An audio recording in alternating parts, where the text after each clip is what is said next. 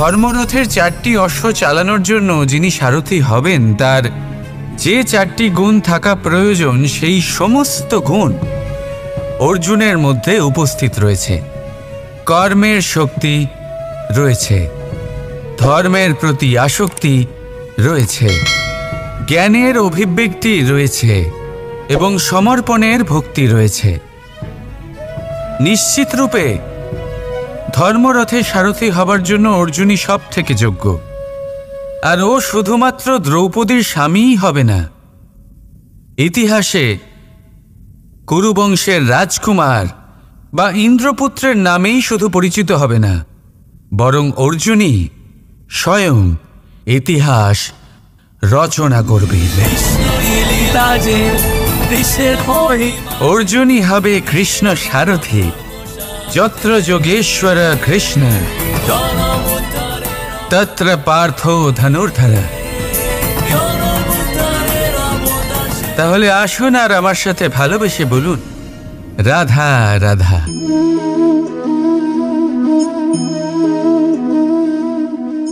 আপনার কি মনে হয় আমি কি করছি? আপনি বলবেন আমি প্রদীপ জ্বালাচ্ছি। সঠিক, কিন্তু প্রশ্ন হচ্ছে যে আমি কি আপনাকে বলেছি যে একে প্রদীপ বলা হয়? না। এই প্রদীপ কি নিজেই নিজের পরিচয় আপনাকে দিয়েছে? না। তাহলে আপনি কি করে জানলেন যে একে প্রদীপ বলা হয়?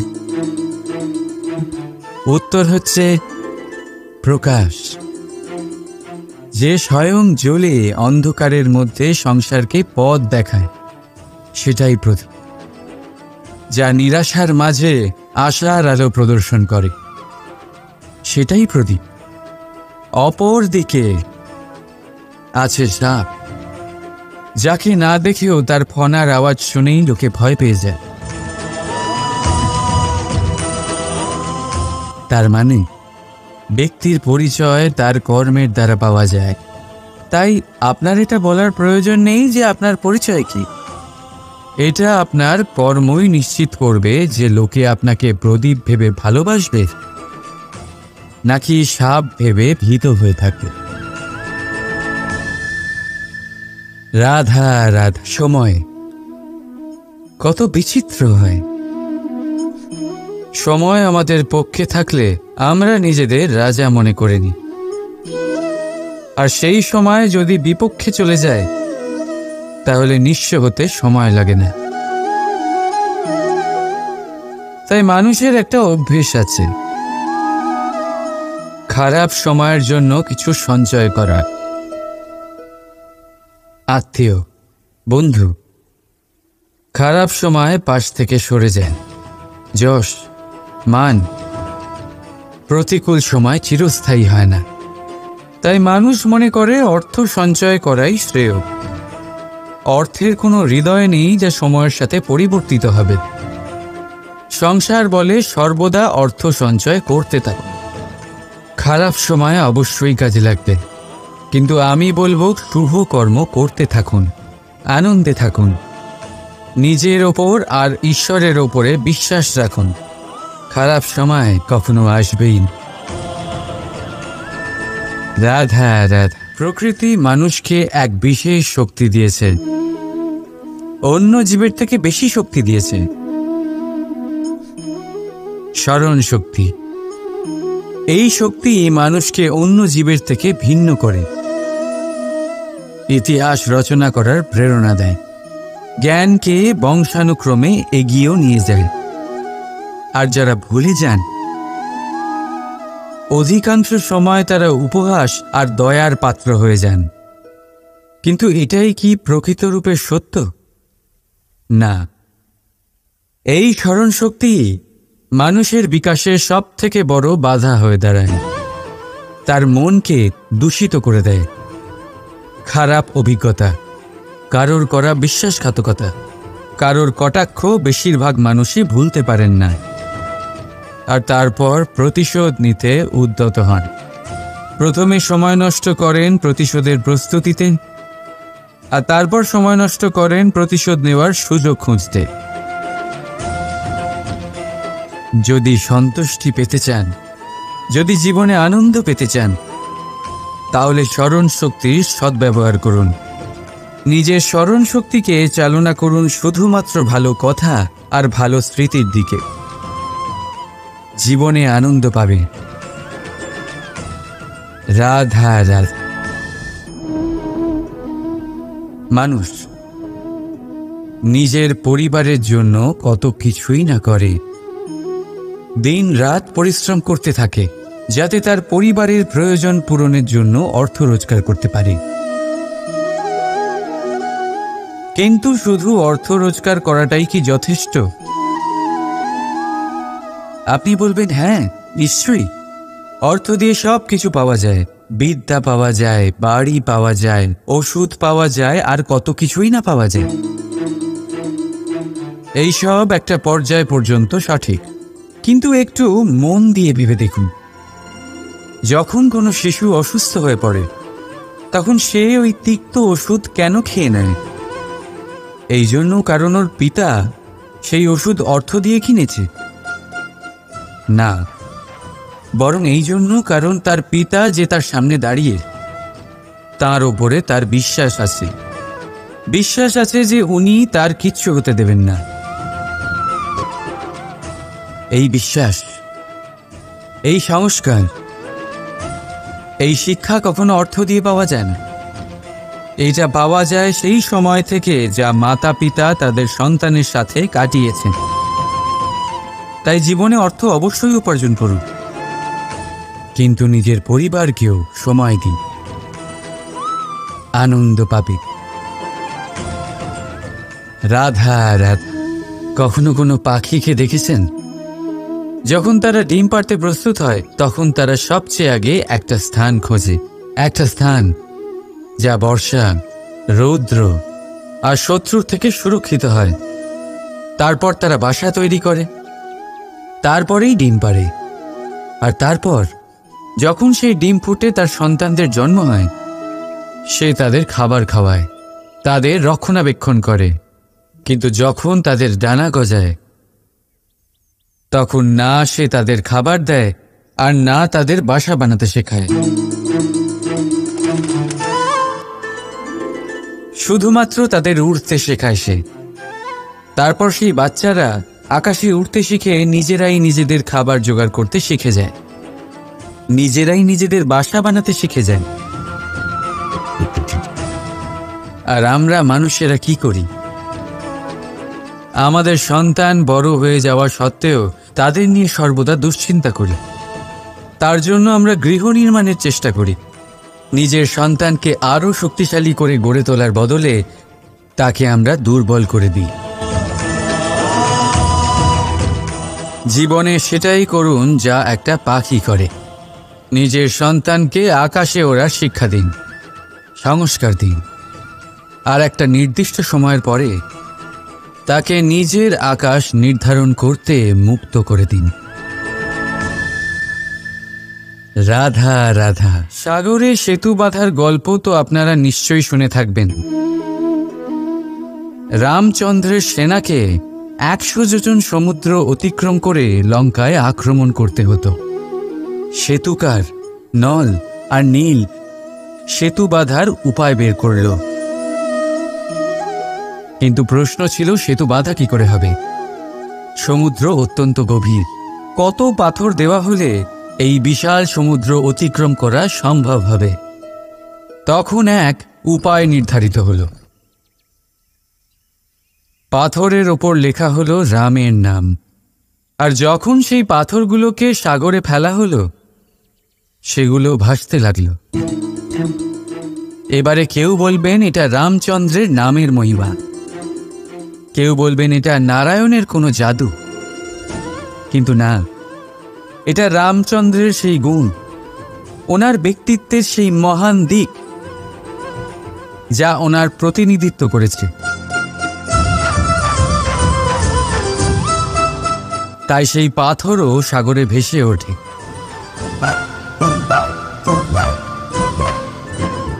ঠিক সেইভাবেই যেখানে আমরা থাকি না সেখানে আমাদের গুণ আমাদের প্রতিনিধিত্ব করে।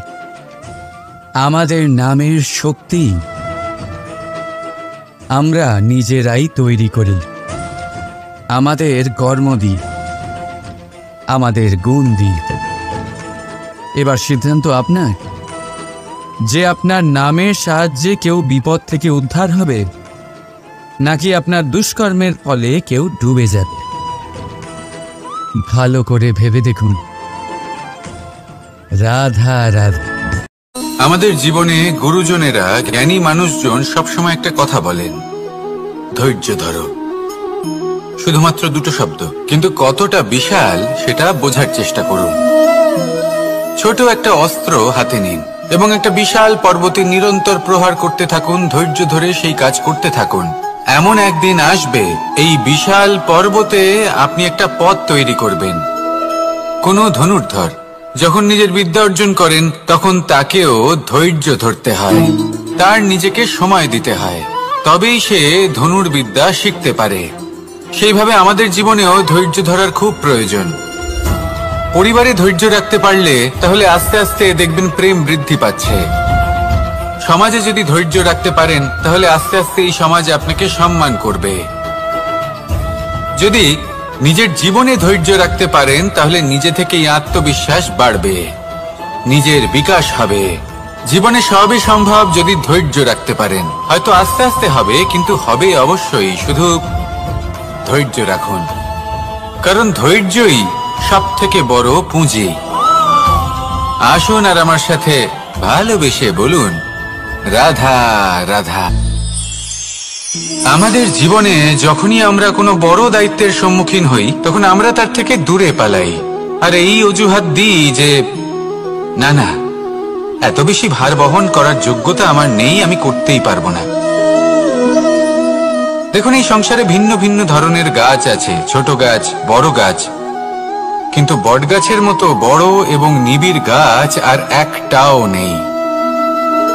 সে নিঃস্বার্থভাবে এই সংসারকে সেবা করে যায়, ছায়া প্রদান করে, শীতলতা প্রদান করে। আর যখন এমন সময় আসে যখন তার ওপর বোঝা অত্যন্ত বেড়ে যায়, সে কিন্তু কোনোভাবেই ভেঙে পড়ে না। তখন সে নিজের নিঃস্বার্থ কর্মের ফল লাভ করে, সেই নিঃস্বার্থ কর্ম যা সে করেছে। তার দেহ থেকে ছোট ছোট ঝুড়ি বার হয় এবং তা কাণ্ডের আকার ধারণ করে। সেই কাণ্ড মাটির কাছে পৌঁছয় এবং তারপর তা বটগাছের সহায়ক হয়ে ওঠে, সে ভেঙে পড়ে যায় না। এইভাবে আপনিও জীবনে নিঃস্বার্থভাবে সবার সেবা করুন, ভালোবাসুন, সবাইকে সাহায্য করুন। যেদিন আপনার ওপর বোঝা অত্যন্ত বেড়ে যাবে সেদিন এই সব মানুষ আপনাকে সাহায্য করার জন্য আসবেন, আপনার শক্তি হয়ে উঠবেন, আর আপনি বটগাছের মতোই মহান এবং বিশাল হয়ে উঠবেন। আসুন আর আমার সাথে ভালোবেসে বলুন, রাধা রাধা। একটা শব্দ আছে, পরিস্থিতি। অনেক মানুষের মুখে আমরা এই শব্দ শুনি। জীবনে যখন অসফল হই, দুঃখ আসে, সংকট আসে, কোনো বিপদ ঘনিয়ে আসে, তখন সমস্ত দোষ আমরা পরিস্থিতির ওপর চাপিয়ে দিই। আর দেখতে গেলে কোথাও না কোথাও ঠিকই করি। এই পরিস্থিতি প্রত্যেক দিনের মতো পাল্টাতে থাকে, কিন্তু এই দিন, এই রাত, এমন কেউ আছেন যিনি এর ওপরেও নিয়ন্ত্রণ সাধন করেন, আর তিনি হলেন সূর্য। ঠিক সেই রকমই আমাদের জীবনেও সূর্য হলো এই মন। যদি এই মনের উপর আমরা নিয়ন্ত্রণ করতে পারি তাহলে আমরা জীবনকেও নিয়ন্ত্রণ করতে পারবো। প্রথমে এই মনের রাজা হয়ে উঠতে হবে। তাই মনে রাখবেন, যদি মন দুর্বল হয় তাহলে পরিস্থিতি আমাদের সমস্যা বলে মনে হবে। এই মন যদি স্থির হয়, পরিস্থিতি প্রতিস্পর্ধা বলে মনে হবে। আর এই মন যদি শক্তিশালী হয়ে ওঠে তাহলে যে কোনো পরিস্থিতি আপনার কাছে একটা সুযোগ মাত্র, এমন এক সুযোগ যাতে অগ্রসর হয়ে আপনি মহান হয়ে উঠতে পারেন। এই মনের শক্তির বৃদ্ধি ঘটান, মহান হয়ে উঠুন, আর আমার সাথে ভালোবেসে বলুন, রাধা রাধা। খুব সুন্দর একটা কাহিনী আছে। একবার এক ব্যক্তি নিজের অসফলতার জন্য ত্রস্ত হয়ে সময় দেবতার তপস্যা করতে বসলেন। উনি তপস্যা করলেন এবং সময় দেবতা প্রসন্ন হলেন, মানুষের রূপ ধারণ করে ওনার সামনে প্রকট হলেন। এবার সেই ব্যক্তি ওনাকে জিজ্ঞেস করলেন যে কি এমন আছে যার জন্য আপনি বারবার জয়ী হন আর আমি চিরকাল পরাজিত হয়ে থাকি? কেন এত পরিশ্রম করা সত্ত্বেও আমি সাফল্য লাভ করতে পারি না? তখন সময় দেবতা উত্তর দিলেন যে দিন হোক বা রাত, ঝড় হোক বা ভূমিকম্প, রোদ হোক বা বৃষ্টি হোক, সময়ের সূত্রপাত হোক বা প্রলয়, আমি থামি না, আমি চলতেই থাকি। আর সেই জন্য যিনি থেমে যান তিনি পরাজিত হন আর আমি জয়ী হই। এটাই আমাদের শিখতে হবে। জীবনে সবসময় চলতে থাকুন, কখনো থামবেন না। হ্যাঁ, কিছুক্ষণের জন্য বিরতি নিতে পারেন, বিশ্রাম করার জন্য, নিজেকে আরো সশক্ত করে তোলার জন্য, কিন্তু থেমে যাবেন না। নিরন্তর কর্ম করতে থাকুন, পরিশ্রম করতে থাকুন, তবেই এই সংসার আপনাকে মনে রাখবে। আসুন আমার সাথে ভালোবেসে বলুন রাধা রাধা। মানুষ তার জীবনে দুই ধরনের পরিস্থিতিকে খুব ভয় পায়। এক, কোনো কারণবশত কারোর সামনে নত হওয়া। দুই, কোনো কারণে নিজের চরিত্র থেকে, নিজের মূল্যবোধ থেকে বিচ্যুত হওয়া। এবার কেন হয় এরকম যে কথায় কথায় কারোর সামনে নত হতে হয়?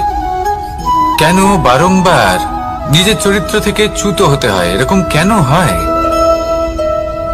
এটা তখনই হয় যখন আমাদের শিক্ষা এবং মূল্যবোধের অভাব থাকে। যদি মানুষের মধ্যে প্রকৃত শিক্ষা থাকে তাহলে এই সংসারে কোনো সময় এবং কারোর সামনেই নত হওয়ার কোনো প্রয়োজন নেই। যদি মানুষের মধ্যে মূল্যবোধ থাকে তাহলে তাকে নিজের মূল্যবোধ বা চরিত্র থেকে বিচ্যুত হতে হয় না, তা সে যাই হয়ে যাক না কেন। কোনো বালককে যদি জন্ম থেকেই সুশিক্ষার অধিকারী করা হয়, শিক্ষিত করা হয়, মূল্যবোধের অধিকারী করা হয়, তবে সে এই সংসারে এমন কর্ম করবে যাতে সে নিজেকে, নিজের পরিবারকে, সমগ্র সমাজকে গর্বিত করতে পারে। শিক্ষা লাভ করুন, মূল্যবোধ লাভ করুন এবং আমার সাথে ভালোবেসে বলুন রাধা রাধা।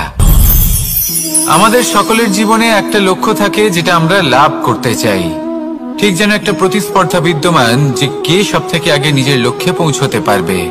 আর সেই জন্য আমরা সকলেই খুব তাড়াতাড়ি এগোতে চেষ্টা করি, বড় এবং দীর্ঘ পদক্ষেপ ফেলি যাতে তাড়াতাড়ি নিজের লক্ষ্যে পৌঁছতে পারি। কিন্তু এক অত্যন্ত গুরুত্বপূর্ণ বিষয় আছে, সবসময় লক্ষ্য সামনে থাকবে না, কখনো কখনো তা খুঁজতে হয়। এই যাত্রা খুব কঠিন হতে পারে। আর ঠিক এই কারণেই সবসময় দ্রুত গতিতে চলা বা তাড়াতাড়ি পথে চলা সেটা আবশ্যক নয়। তার থেকেও বেশি গুরুত্বপূর্ণ হলো ভেবেচিন্তে তারপর পথ চলা। যদি ভেবেচিন্তে পদক্ষেপ ফেলেন, চলতে পারেন, তাহলে সেটাই সর্বশ্রেষ্ঠ পদক্ষেপ। কখন কোন দিকে যেতে হবে, কখন কোথায় দিক পাল্টানো যাবে না, কখন গতি বেশি রাখতে হবে, কখন কম, কখন থামবো, কখন চলবো, এই সব কিছুর বিষয়ে জ্ঞান অত্যন্ত গুরুত্বপূর্ণ এবং ভেবে চিন্তে চলতেই হবে। সেই জন্য শুধু তীব্র গতিতে সামনে এগোলে চলবে না, ভাবনা চিন্তা করে এগোতে হবে। আসুন আমার সাথে ভালোবেসে বলুন রাধা রাধা। পায়েস হলো আমার বিশেষ প্রিয়। এর মধুর স্বাদ মনকে প্রফুল্ল করে তোলে। ছোটবেলায় মা আমার জন্য পায়েস বানাতেন এবং আমাকে বলতেন যে গরম থাকতে থাকতে খেয়ে নে কানাই, ঠান্ডা হয়ে গেলে ভালো লাগবে না। কিন্তু আমিও দুষ্টু ছিলাম, ঠান্ডা হওয়া পর্যন্ত অপেক্ষা করতাম। আর ঠান্ডা হয়ে যাবার পরে মার কাছে যেতাম আর ওনাকে বলতাম যে মা, পায়েস তো ঠান্ডা হয়ে গেছে, এটা গরম করে দিন। তখন মা হাসতেন আর বলতেন যে পায়েস না হয় আমি আবার গরম করে দেব কানাই, কিন্তু এর মধুর স্বাদ, সেই মিষ্টত্ব, সেই সুবাস, সেটা আবার ফিরে আসবে না। কথাটা সত্যি। আর এই সত্যটাই আমাদেরও জীবনের সত্য। আমাদের জীবনের মধুর সম্পর্কগুলি, এতে যখন কটুভাব প্রবেশ করে তখন সেই মিষ্টত্ব ফিরিয়ে আনা প্রায় অসম্ভব ব্যাপার হয়ে যায়। আপনি চেষ্টা করে সেই সম্পর্ক ঠিক করতেই পারবেন, তার জন্য অগাধ পরিশ্রম করতে হবে, কিন্তু আবার সেই মিষ্টত্ব কখনো ফিরে আসবে না। সেই জন্য আপনার জীবনের যে মধুর সম্পর্ক আছে যতটা সম্ভব চেষ্টা করুন তাতে মিষ্টত্ব বজায় রাখতে। কটুভাব আসতে দেবেন না।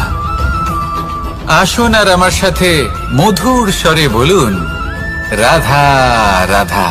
ধর্মরথের 4টি অশ্ব চালানোর জন্য যিনি সারথি হবেন তার যে 4টি গুণ থাকা প্রয়োজন সেই সমস্ত গুণ অর্জুনের মধ্যে উপস্থিত রয়েছে। কর্মের শক্তি রয়েছে, ধর্মের প্রতি আসক্তি রয়েছে, জ্ঞানের অভিব্যক্তি রয়েছে এবং সমর্পণের ভক্তি রয়েছে। নিশ্চিত রূপে ধর্মরথে সারথি হবার জন্য অর্জুনই সব থেকে যোগ্য। আর ও শুধুমাত্র দ্রৌপদীর স্বামীই হবে না, ইতিহাসে কুরুবংশের রাজকুমার বা ইন্দ্রপুত্রের নামেই শুধু পরিচিত হবে না, বরং অর্জুনই স্বয়ং ইতিহাস রচনা করবে।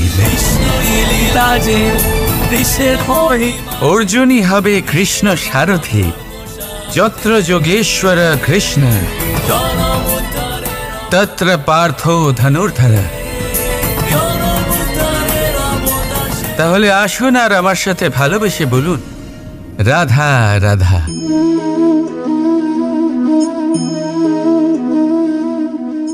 আপনার কি মনে হয় আমি কি করছি? আপনি বলবেন আমি প্রদীপ জ্বালাচ্ছি, সঠিক। কিন্তু প্রশ্ন হচ্ছে যে আমি কি আপনাকে বলেছি যে একে প্রদীপ বলা হয়? না। এই প্রদীপ কি নিজেই নিজের পরিচয় আপনাকে দিয়েছে? না। তাহলে আপনি কি করে জানলেন যে একে প্রদীপ বলা হয়? উত্তর হচ্ছে প্রকাশ, যে স্বয়ং জ্বলে অন্ধকারের মধ্যে সংসারকে পথ দেখায়, সেটাই প্রদীপ।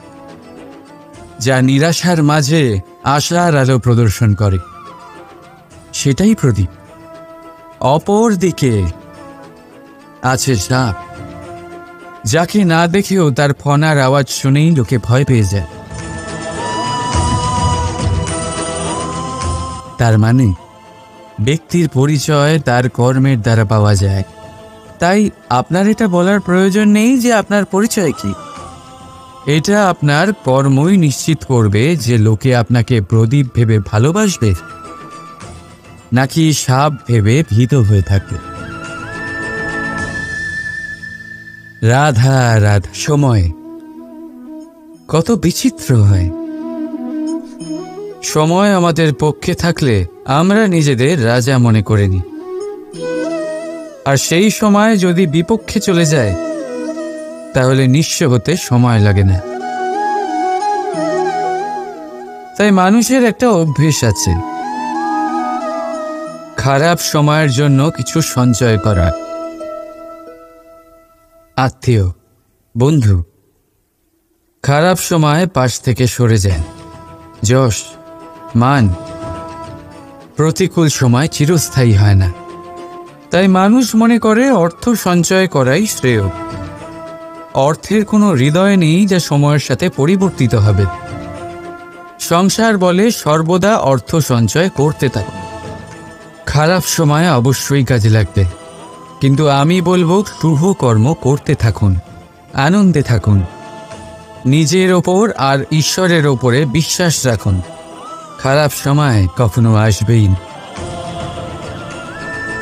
রাধা রাধা। প্রকৃতি মানুষকে এক বিশেষ শক্তি দিয়েছে, অন্য জীবের থেকে বেশি শক্তি দিয়েছে। স্মরণ শক্তি।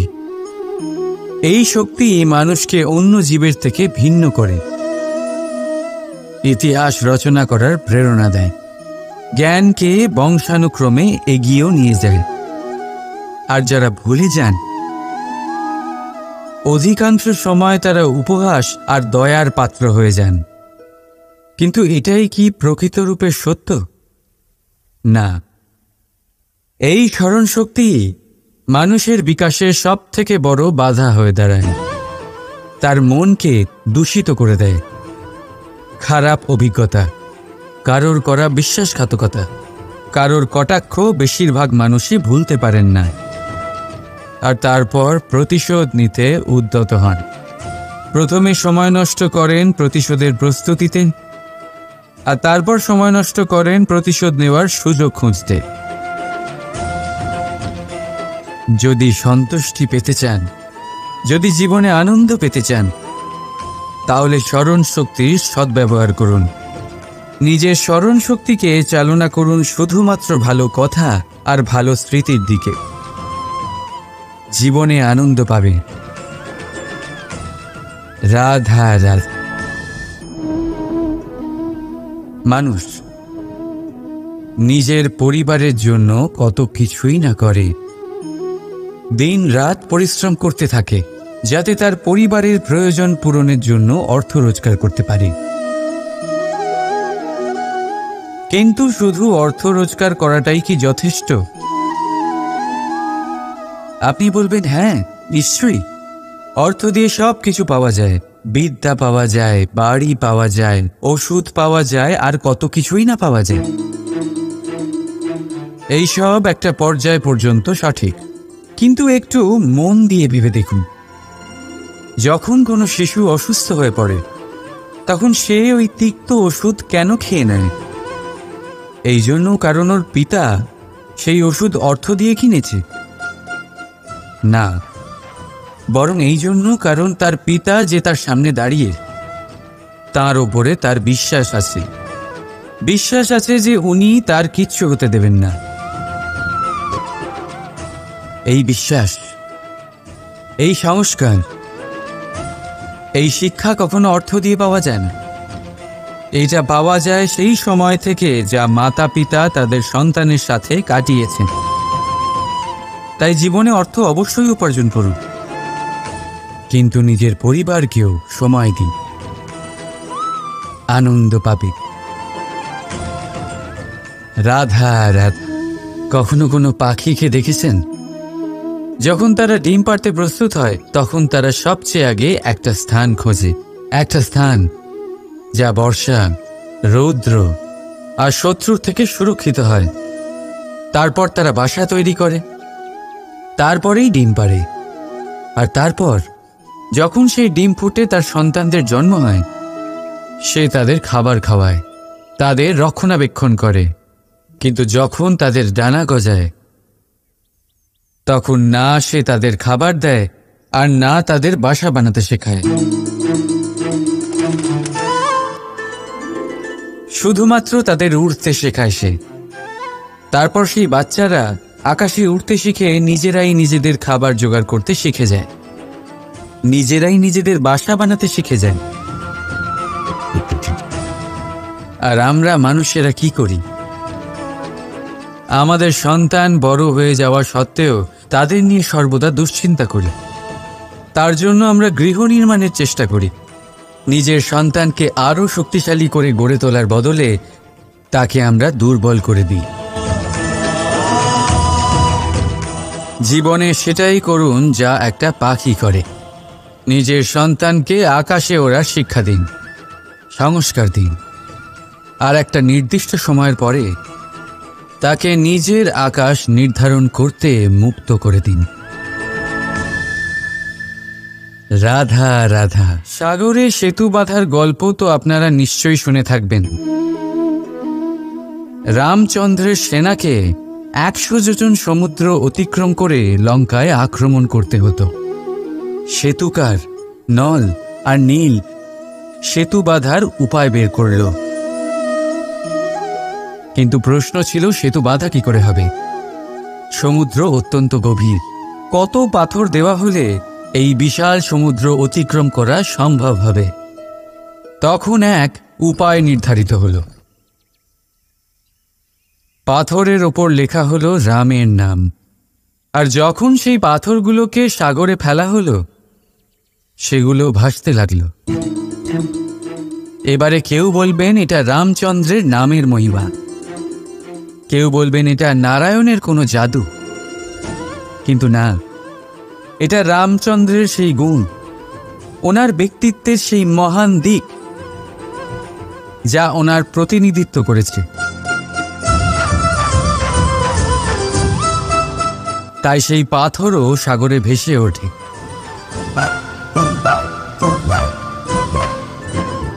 ঠিক সেইভাবেই যেখানে আমরা থাকি না, সেখানে আমাদের গুণ আমাদের প্রতিনিধিত্ব করে।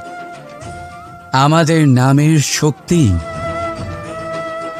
আমরা নিজেরাই তৈরি করি, আমাদের কর্ম দিয়ে, আমাদের গুণ দিয়ে। এবার সিদ্ধান্ত আপনার যে আপনার নামের সাহায্যে কেউ বিপদ থেকে উদ্ধার হবে, নাকি আপনার দুষ্কর্মের ফলে কেউ ডুবে যাবে। ভালো করে ভেবে দেখুন।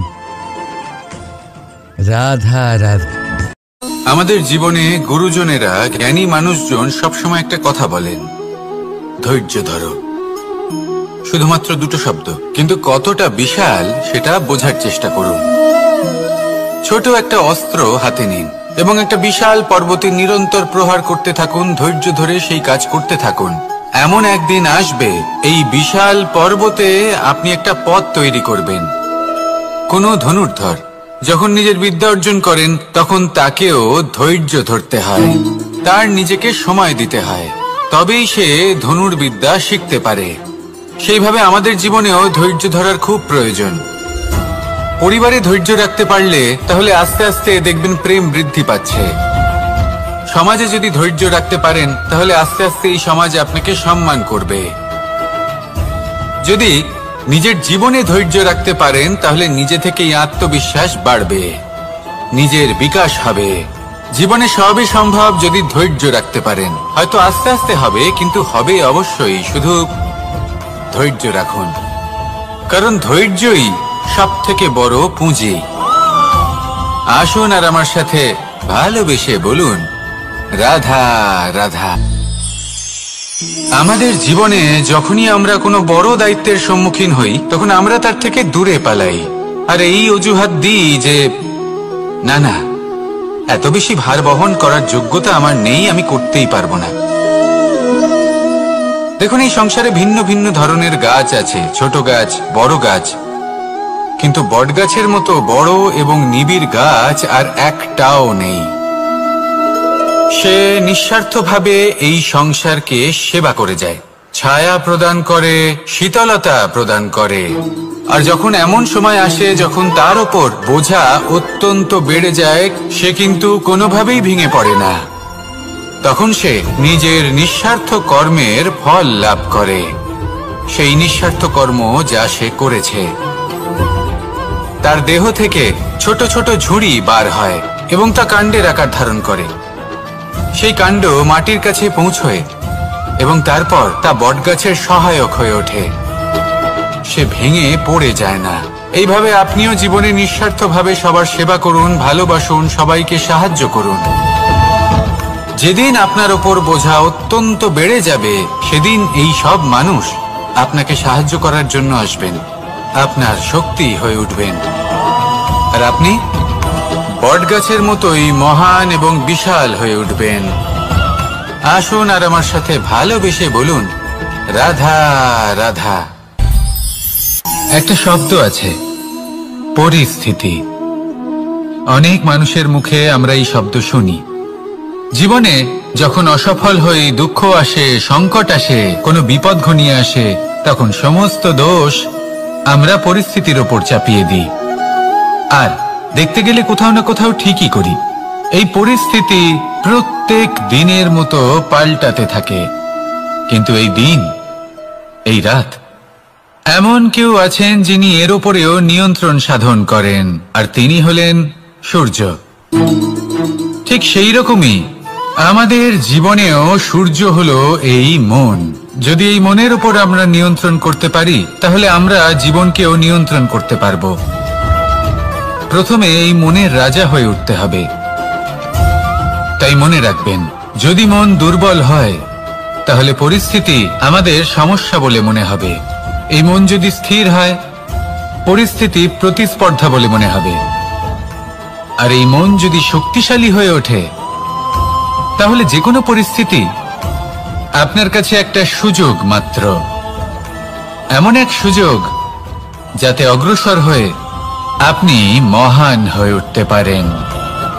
এই মনের শক্তির বৃদ্ধি ঘটান, মহান হয়ে উঠুন, আর আমার সাথে ভালোবেসে বলুন রাধা রাধা।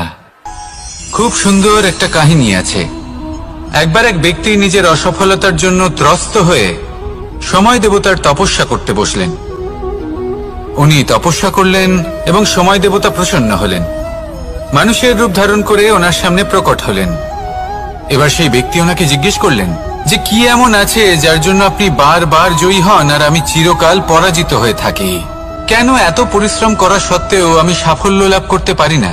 তখন সময় দেবতা উত্তর দিলেন যে দিন হোক বা রাত, ঝড় হোক বা ভূমিকম্প, রোদ হোক বা বৃষ্টি হোক, সময়ের সূত্রপাত হোক বা প্রলয়, আমি থামি না, আমি চলতেই থাকি। আর সেই জন্য যিনি থেমে যান তিনি পরাজিত হন আর আমি জয়ী হই।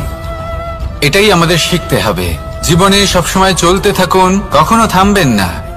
হ্যাঁ, কিছুক্ষণের জন্য বিরতি নিতে পারেন, বিশ্রাম করার জন্য, নিজেকে আরো সশক্ত করে তোলার জন্য, কিন্তু থেমে যাবেন না। নিরন্তর কর্ম করতে থাকুন, পরিশ্রম করতে থাকুন, তবেই এই সংসার আপনাকে মনে রাখবে। আসুন আমার সাথে ভালোবেসে বলুন রাধা রাধা। মানুষ তার জীবনে দুই ধরনের পরিস্থিতিকে খুব ভয় পায়। এক, কোনো কারণবশত কারোর সামনে নত হওয়া। দুই, কোনো কারণে নিজের চরিত্র থেকে, নিজের মূল্যবোধ থেকে বিচ্যুত হওয়া। এবার কেন হয় এরকম যে কথায় কথায় কারোর সামনে নত হতে হয়? কেন বারংবার নিজের চরিত্র থেকে চ্যুত হতে হয়? এরকম কেন হয়? এটা তখনই হয় যখন আমাদের শিক্ষা এবং মূল্যবোধের অভাব থাকে। যদি মানুষের মধ্যে প্রকৃত শিক্ষা থাকে তাহলে এই সংসারে কোনো সময় এবং কারোর সামনেই নত হওয়ার কোনো প্রয়োজন নেই। যদি মানুষের মধ্যে মূল্যবোধ থাকে তাহলে তাকে নিজের মূল্যবোধ বা চরিত্র থেকে বিচ্যুত হতে হয় না, তা সে যাই হয়ে যাক না কেন। কোনো বালককে যদি জন্ম থেকেই সুশিক্ষার অধিকারী করা হয়, শিক্ষিত করা হয়, মূল্যবোধের অধিকারী করা হয়, তবে সে এই সংসারে এমন কর্ম করবে যাতে সে নিজেকে, নিজের পরিবারকে, সমগ্র সমাজকে গর্বিত করতে পারে। শিক্ষা লাভ করুন, মূল্যবোধ লাভ করুন এবং আমার সাথে ভালোবেসে বলুন রাধা রাধা। আমাদের সকলের জীবনে একটা লক্ষ্য থাকে যেটা আমরা লাভ করতে চাই। ঠিক যেন একটা প্রতিস্পর্ধা বিদ্যমান যে কে সব থেকে আগে নিজের লক্ষ্যে পৌঁছতে পারবে। আর সেই জন্য আমরা সকলেই খুব তাড়াতাড়ি এগোতে চেষ্টা করি, বড় এবং দীর্ঘ পদক্ষেপ ফেলি যাতে তাড়াতাড়ি নিজের লক্ষ্যে পৌঁছতে পারি। কিন্তু এক অত্যন্ত গুরুত্বপূর্ণ বিষয় আছে, সবসময় লক্ষ্য সামনে থাকবে না, কখনো কখনো তা খুঁজতে হয়। এই যাত্রা খুব কঠিন হতে পারে, আর ঠিক এই কারণেই সবসময় দ্রুত গতিতে চলা বা তাড়াতাড়ি পথে চলা সেটা আবশ্যক নয়। তার থেকেও বেশি গুরুত্বপূর্ণ হলো ভেবেচিন্তে তারপর পথ চলা। যদি ভেবেচিন্তে পদক্ষেপ ফেলেন, চলতে পারেন, তাহলে সেটাই সর্বশ্রেষ্ঠ পদক্ষেপ। কখন কোন দিকে যেতে হবে, কখন কোথায় দিক পাল্টানো যাবে না, কখন গতি বেশি রাখতে হবে, কখন কম, কখন থামবো, কখন চলবো, এই সব কিছুর বিষয়ে জ্ঞান অত্যন্ত গুরুত্বপূর্ণ এবং ভেবে চিন্তে চলতেই হবে। সেই জন্য শুধু তীব্র গতিতে সামনে এগোলে চলবে না, ভাবনা চিন্তা করে এগোতে হবে। আসুন আমার সাথে ভালোবেসে বলুন রাধা রাধা। পায়েস হলো আমার বিশেষ প্রিয়। এর মধুর স্বাদ মনকে প্রফুল্ল করে তোলে। ছোটবেলায় মা আমার জন্য পায়েস বানাতেন এবং আমাকে বলতেন যে গরম থাকতে থাকতে খেয়ে নে কানাই, ঠান্ডা হয়ে গেলে ভালো লাগবে না। কিন্তু আমিও দুষ্টু ছিলাম, ঠান্ডা হওয়া পর্যন্ত অপেক্ষা করতাম, আর ঠান্ডা হয়ে যাওয়ার পরে মার কাছে যেতাম আর ওনাকে বলতাম যে মা, পায়েস তো ঠান্ডা হয়ে গেছে, এটা গরম করে দিন। তখন মা হাসতেন আর বলতেন যে পায়েস না হয় আমি আবার গরম করে দেব কানাই, কিন্তু এর মধুর স্বাদ, সেই মিষ্টত্ব, সেই সুবাস, সেটা আবার ফিরে আসবে না। কথাটা সত্যি, আর এই সত্যটাই আমাদেরও জীবনের সত্য। আমাদের জীবনের মধুর সম্পর্কগুলি এতে যখন কটুভাব প্রবেশ করে তখন সেই মিষ্টত্ব ফিরিয়ে আনা প্রায় অসম্ভব ব্যাপার হয়ে যায়। আপনি চেষ্টা করে সেই সম্পর্ক ঠিক করতেই পারবেন, তার জন্য অগাধ পরিশ্রম করতে হবে, কিন্তু আবার সেই মিষ্টত্ব কখনো ফিরে আসবে না। সেই জন্য আপনার জীবনের যে মধুর সম্পর্ক আছে, যতটা সম্ভব চেষ্টা করুন তাতে মিষ্টত্ব বজায় রাখতে। কটুভাব আসতে দেবেন না। আসুন আর আমার সাথে মধুর স্বরে বলুন, রাধা রাধা।